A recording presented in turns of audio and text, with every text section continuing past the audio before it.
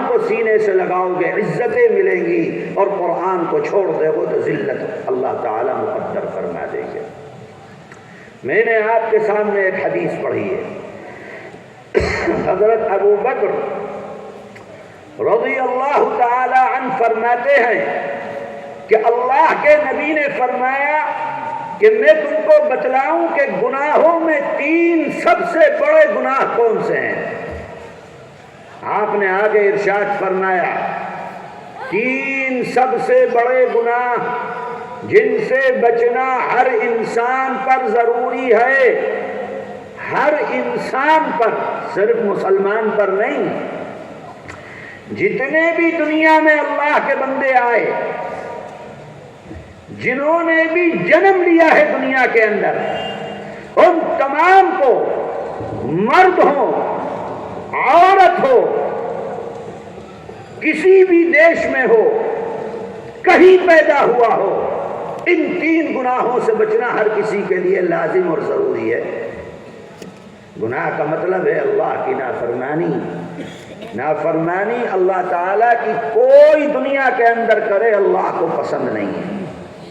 فرمایا 3 سب سے بڑے گناہ، اس میں سے سب سے پہلا الاشتراک باللہ، اپنے اللہ کے ساتھ کسی کو شریک بنانا، اللہ کے علاوہ کسی دوسرے کی پوجا کرنا، اللہ کے علاوہ کسی اور کے آگے اپنی پیشانی جھکانا، اللہ کے علاوہ کسی اور سے مانگنا، اللہ کے علاوہ دل کے اندر یہ خیال بھی آنا کہ میری ضرورت کو یہ پورا کر سکتا ہے، میری بگڑی کو یہ بنا سکتا ہے۔ میرے بھائیو، اللہ تعالیٰ کے ساتھ شرک کرنا یہ گناہوں میں سب سے بڑا گناہ۔ اللہ کی طرف سے صرف یہ ایک گناہ ہے جس کی معافی نہیں ہے۔ فرما دیا گیا ان اللہ لا یغفر ان یشرک بہ، جو شرک کر کے آیا اس کی کوئی معافی نہیں ہے، ہمیشہ ہمیش کے لیے جہنم تیارے جاؤ، جہنم کے اندر وہاں عذاب کے مزے چکھتے رہو۔ دنیا کا سب سے گندا، سب سے خراب اگر کوئی گناہ ہے تو وہ اپنے پاک پروردگار جس نے پیدا کیا ہے اس پاک پروردگار کے ساتھ کسی دوسرے کو شریک بنانا۔ پیدا اللہ نے کیا ہے، سجدہ کسی پتھر کے آگے جا کے اپنے ماتھے کو رگڑتا رہتا ہے۔ پیدا اللہ نے کیا ہے، ہاتھ جوڑ کر آگ کے سامنے جا کر کھڑا رہتا ہے۔ پیدا اللہ نے کیا ہے، کسی پیر کے سامنے جا کر اپنی پیشانی کو جھکا کے رکھا رہتا ہے۔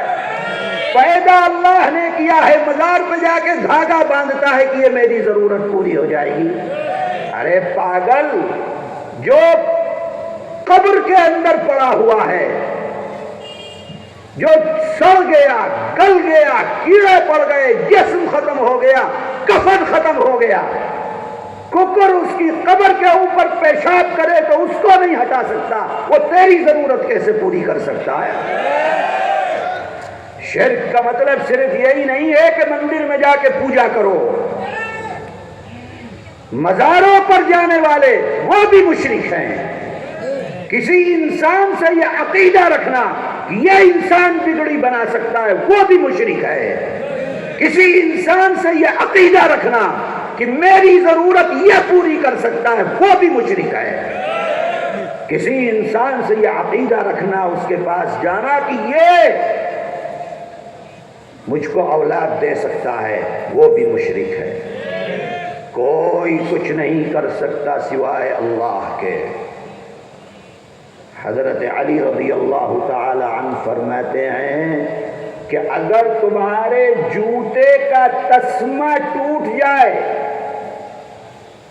تمہیں اگر سوئی کپڑا سینے کے لیے سوئی کی ضرورت ہے تو اس کا سوال بھی اللہ سے کرو، اللہ کے علاوہ کسی سے مت کرو۔ یہ ہے ایمان۔ اللہ تعالیٰ کو کچھ بھی کرتے رہو، گناہ کر لو، اللہ تعالیٰ معاف کر دیں گے۔ اللہ کے آگے رو لو، گڑ گڑا لو، 2 آنسو بہا لو، اللہ کی رحمت بہت وسیع ہے، معاف کر دے گی۔ لیکن مشرک کو اللہ تعالیٰ کسی طریقے سے بھی معاف نہیں کرے گا۔ ارے عقل کے اندھے پیدا تجھ کو کرنے والا اللہ، ماں کے پیٹ میں نطفے کو انسانی شکل دینے والا اللہ، تیرے اندر روح ڈالنے والا اللہ، جو دنیا کے اندر آیا کھلانے پلانے والا اللہ، تجھ کو تندرستی دینے والا اللہ، تجھ کو صحت دینے والا اللہ، تجھ کو جوانی دینے والا اللہ، تجھ کو اولاد دینے والا اللہ، اور اس اللہ کی تو مخالفت کرتا ہے، کسی دوسرے کے آگے ہاتھ جوڑتا ہے، کیسے اللہ کو گوارا ہوگی یہ چیز؟ اللہ تعالی اپنے بندوں سے اتنی محبت فرماتے ہیں کہ دنیا کے محبت کے 100 حصوں میں سے ایک حصہ اللہ نے دنیا کے اندر اتارا ہے، جو دنیا والے ایک دوسرے سے محبت کرتے ہیں، وہ 100 حصوں میں سے ایک حصہ۔ دیکھو ماں کیسے اپنے بچے کے لیے تڑپتی ہے۔ ماں کو جتنی بھی مائیں ہیں دنیا کے اندر، وہ انسانوں میں ہو کہ جانوروں میں ہو، اللہ تعالیٰ نے ان کے دل میں اپنے بچوں کے لیے رحم اور محبت کو رکھ دیا ہے۔ وہ اسی ایک درجے میں سب ہے، 99 درجے اللہ کے پاس ہیں۔ تو سوچو اللہ تعالیٰ اپنے بندوں سے کیسی محبت کرتا ہے۔ لیکن اللہ تعالیٰ کو شرک بالکل پسند نہیں ہے، فرماتے ہیں شرک کر کے مت آنا میرے پاس۔ اگر تم نے شرک کر لیا تو پھر میں تمہارا خدا کیسے ہو گیا؟